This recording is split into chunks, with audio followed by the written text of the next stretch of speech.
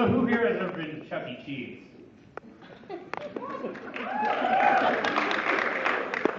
I love Chuck E. Cheese so much. You know that one machine where it goes up and down and up and down, you press the button and you lost. Oh. So anyways, here's a story about summer camp. So you all know how summer camp works, right? You pay $700 and a bunch of strangers get to see you naked.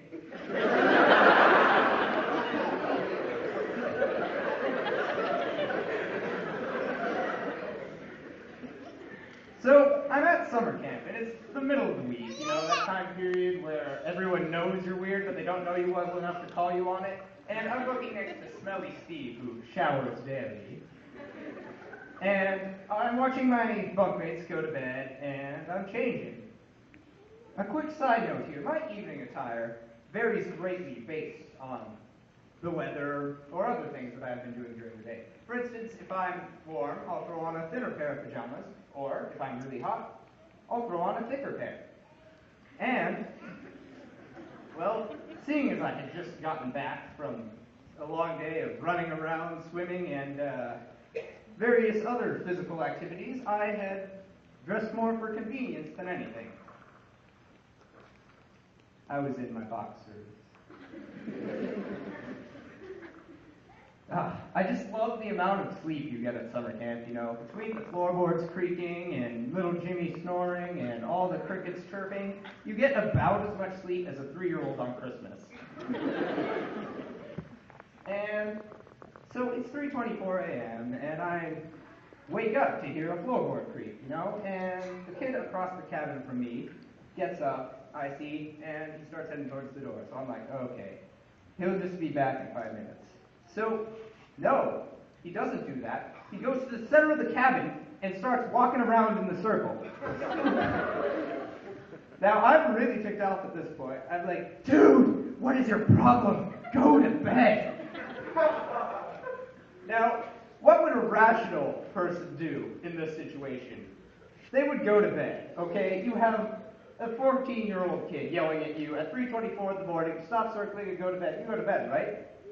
No. He comes over, sticks his butt out, and kind of spoons me a little in my own bed. Now, I'm not comfortable with this at all, okay? I have hugged my mother probably 5 times in the last month. We're not an affectionate family, okay?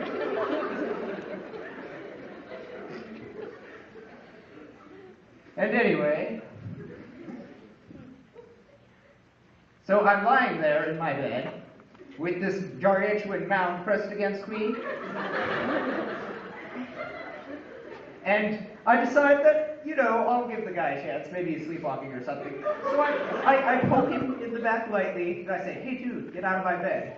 And he turns around and says, shut up and go to sleep.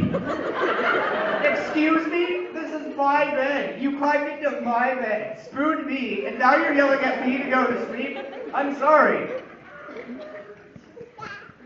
So, at this point, I deemed the best course of action would be to take my hand thusly in the center of his back and push to where he would roll off the bed. He started in that direction, and I let out a greep of joy, and then he comes back and rolls over on top of me. Oh, I was building a storm of insults and vulgar that could not even be quenched by his back sweat. About 2 hours later, I decided to prod him until he woke up. That didn't work very well, so I began to thoroughly revive him by smacking his face with my hand. He started to bubble, so I smacked him harder, and he woke up. And he turns to me and he says, oh, how are you? This shocks me, to say the least, into the point where I can only respond honestly. Fine. You? True story.